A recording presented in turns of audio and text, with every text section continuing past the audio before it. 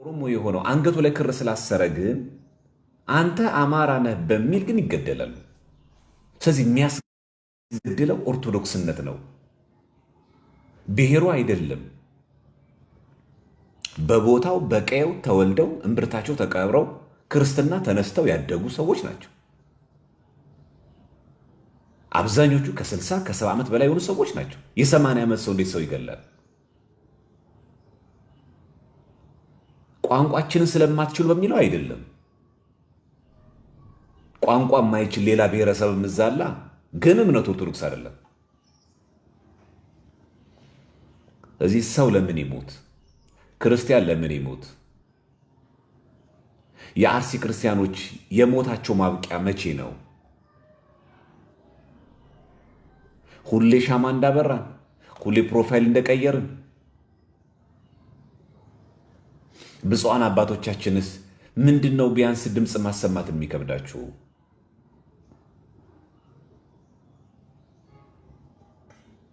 እንግዲህ ብፁዕ ሊቀ ጳጳስ ተብሎ አንዱ ሰው ሲመረጥ ከመነኩሴ ነው የሚመረጠው፣ ከቆሞስ ነው የሚመረጠው፣ ከዛ ነው ለጵጵስና፣ ከዛም አልፎ ለፕትርክና። ይህንን ዓለም ንቃችኋል ተብሎ ነው የሚታሰቡ። መነኮሰ ማለት አንድ ሰው ሞተ ነው። እንዳያስራችሁ ነው መንግስት፣ እንዳይገላችሁ ነው። የትኛው ሹመት የትኛው ሚኒስተርነት ይቀርባችኋል? እናንተ ብትመሩት ህዝቡ ይመራል ወይስ የእናንተን ወንበር የሚያነቃንቅ ሲሆን ነው ጥቁር ምን ለብሰው? ስልጣን ነክ ነገር ሲሆን ነው የሚለበሰው? ትንሽ ይሄ መስመር የወጡ ነገሮች ናቸው። መሪ ከሌለ ደግሞ እንዴት ይንቀሳቀሳል? አሁን እኮ ወደ ተግባር እንዴት ወደ ተግባር የሚካሄደው? እንዴት ድምፅን በጋራ ማሰማት የሚቻለው? እንዴት ህጋዊ በሆነ ማቅረብ የሚቻለው? ዝም ባለ ቅዱስ ሲኖዶስ አንድ የሀገረ ስብከቱ ሊቀ ጳጳስ መግለጫውን አወጡ። የሟቾችን ቁጥር ዘረዘሩልን።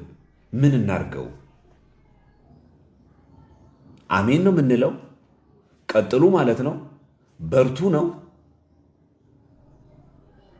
ይሄ አስቸኳይ ስብሰባ ቅዱስ ሲኖዶስ ከምልአተ ጉባኤ ውጭ ሊጠራ ይችላል እንደ አስፈላጊነቱ። ከዚህ የበለጠ ምን አስፈላጊ ነገር ሳለን? እናንተ እኮ አባቶች የተባላችሁት እኮ ልጆች የተባልን እኛ ስላለን። ለምንድን ነው ገዳዮቻችን ላይ የምናተኩረው? ቅዱስ ዮሐንስ አፈወርቅ እንዳለው ከገዳዩ ይልቅ የተገደለውን ሞት የሚያስተባብል ሰው እኩል ነው ይላል። የገደለ የተገደለውንም ደግሞ የሚያስተባብል ሰው እኩል ነው ይላል።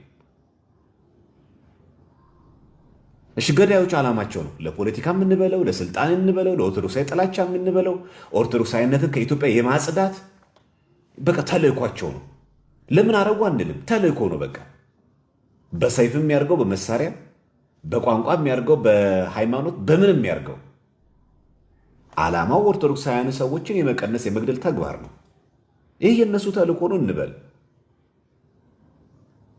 እነሱ የመግደል መብት ካላቸው፣ እነሱ በይፋ የመጨፍጨፍ መብት ካላቸው እኛ ራሳችን የመጠበቅ መብት እንዴት አይኖረንም? ቢያንስ አትሊስት እንኳን አትግደሉም ብሎ ተቋማዊ በሆነ መንገድ መግለጽ እንዴት ይከብደናል? እናንተ ግደሉ፣ እኛ ዝም እንበል። እነሱ ሲገድሉ ፍትሃዊ የሚድበሰበስ፣ እኛ ስንናገረው ደግሞ ጨብጫሪ። እንደው አሁን ይታረቃል ይሄ ነገር? ደም እያፈሰስክ እየገደልክ ዝም በል፣ አታንሳው። እዚህ ጋር ደግሞ ስንናገር ደግሞ ስታነሳው ደግሞ ጸረ ወንጌል፣ ጸረ ህዝብ፣ ጸረ ሀገር። እናንተ ብፁዓን አባቶቻችን እናንተን እያዋረድን እየተናገርን አይደለም። ክህነት የማያስፈልግም የሚል ውስጥ የዘቀጠ ነገር ውስጥ የገባን አይደለም።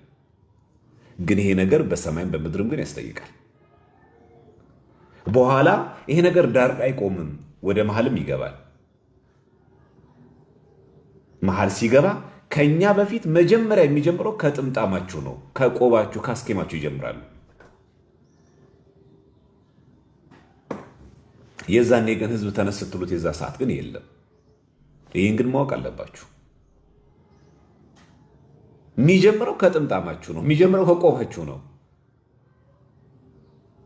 ዳርዳሩን እያለው ከዚ ኋላ ወደ እናንተ ነው የሚመጣው።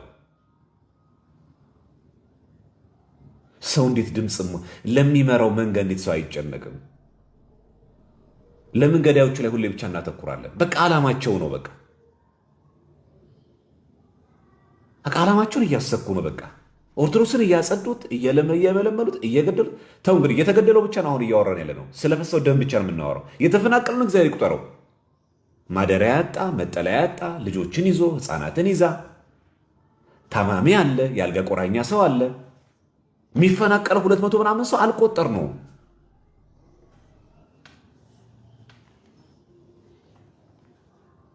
ሌሎች ቤተ እምነቶችም ድምፅ መሆን አለባችሁ። ሰው ለምን ይሙት ብላችሁ። አሁን እኛ ክርስቲያን ስለሆንን ስለተገባን ብቻም ሳይሆን እዚህ ጋር ሙስሊም ቢገደልም ፕሮቴስታንት ቢገደልም ይመለከተናል። ሰው ለምን ይሙት? በሃይማኖቱ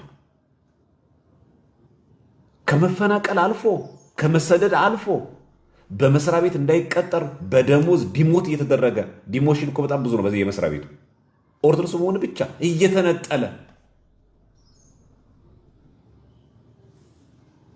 ኦፊሻል እኮ ነው። እኔ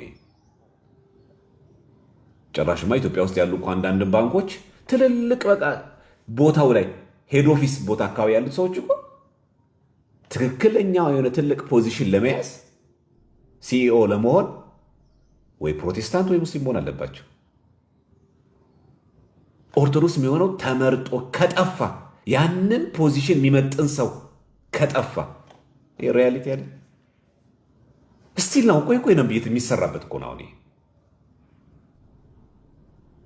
በስራ ቦታ ያለውን በደል ሳንቆጥረው ነው።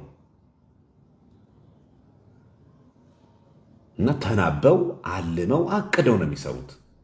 ስለዚህ እኔ ስለ በዳዮቻችን ማውራት አልፈልግም። ዓላማ ኖሯቸው ስልት አስቀምጠው ጊዜ አስቀምጠው በዛ ስኬጁል እየተመሩ ነው። ስለ ሌባ ለምን ታወራለህ? ሌባ እንዳለ ካወቅ በሰፈሩ ራስህን መጠበቅ አለብህ። አጥርህን ማጠር አለብህ።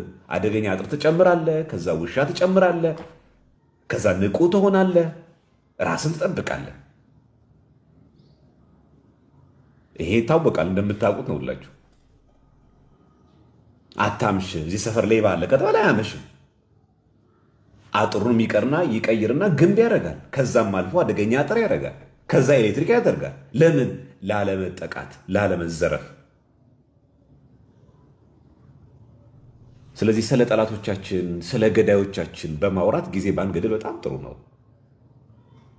ምን ይጠቅማል? ልንሰብካቸው ነው? ተውልንላቸው ነው? ሊሰሙን ነው? አይደለም። ስለዚህ ሞትን ተዋህደናታል፣ ሞትን ለምደናታል። እርግጥ በእኚህ ሰማዕታት ናቸው። ለሃይማኖታቸው ለክርስትናቸው የተከፈለ ዋጋ ነው። ተነሱ፣ ሂዱ፣ ምናምን ግደሉ፣ በሉ እያልን አይቸው አይደለም። ምን አርጉን ለምትሉ አባቶች ግን አንድ ሰው አንድ ደብዳቤ እንኳን ጠቅላይ ቤተ ክህነት አንድ እንኳን ቅዱስ ሲኖዶስ ተገኝቶ ለማውገዝ እንዴት ይዘገያል? እንዴት ጠቅላይ ሚኒስትር ጽሕፈት ቤት ገብተን ለምን አናናገር? እንዴት አይባልም? ከዚህ የበለጠ ምን አንገብጋቢ ነገር አለ? ልጆቻችን እየሞቱብን ነው። እኛ ምኑን ነው መንጋ መሪ ሆን ነው ብንል። ስለዚህ የራሳችን መጠበቅ። በአንድ በኩል በጣም ማወቅ የሚገባን ነገር ደግሞ አለ። አባቶቻችን ቅዱስ ሲኖዶስ ቢያወግዙ ማወቅ ያለባቸው ቢያወግዙ ሰሚም የለም። ቢያወግዙ ጥሩ ነው። ባያወግዙም ደግሞ የሚሰማም የለም።